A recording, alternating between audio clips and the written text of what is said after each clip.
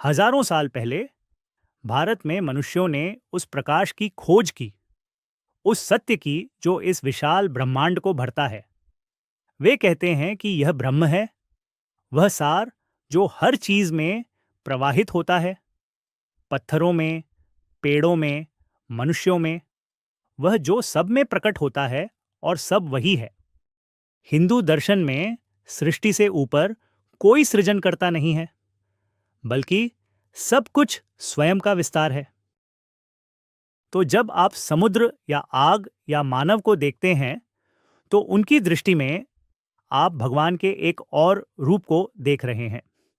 यही कारण है कि छवियों की पूजा की जाती है, मूर्तियों को पवित्र माना जाता है और ग्रहों की महिमा की जाती है, क्योंकि उनका मानना है कि ये परम सत्य ब्रह्म का प्रकट रूप हैं। लेकिन अगर भगवान सब कुछ में है, तो इस सब कुछ को किसने बनाया? अगर पत्थर भगवान है, तो इसे कैसे तोड़ा जा सकता है? अगर आग भगवान का हिस्सा है, तो इसे पानी से कैसे बुझाया जा सकता है? यदि भगवान आप में हैं, तो क्या आप अपनी अवज्ञा करते हैं? और यदि भगवान बुराई में भी हैं, जैसे कि अच्छाई में, तो पवित्रता का अर्थ क्या है?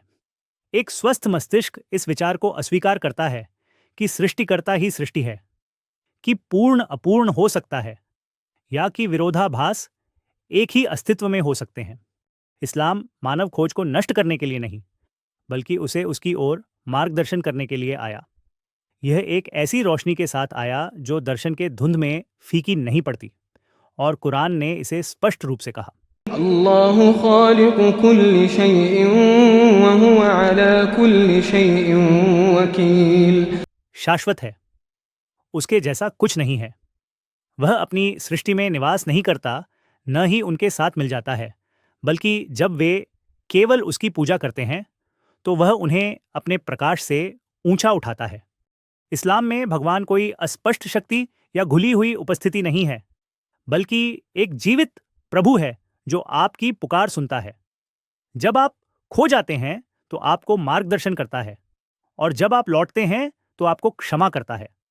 सत्य भगवान का हिस्सा होना नहीं है, बल्कि अपने दिल में यह जानना है कि भगवान कौन है।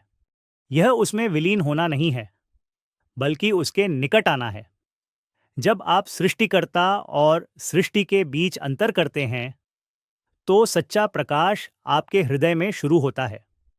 ब्रह्मा से लेकर अल रहमान तक प्रकाश की यात्रा एक ईमानदार प्रश्न से शुरू होती है। किसने मुझे बनाया?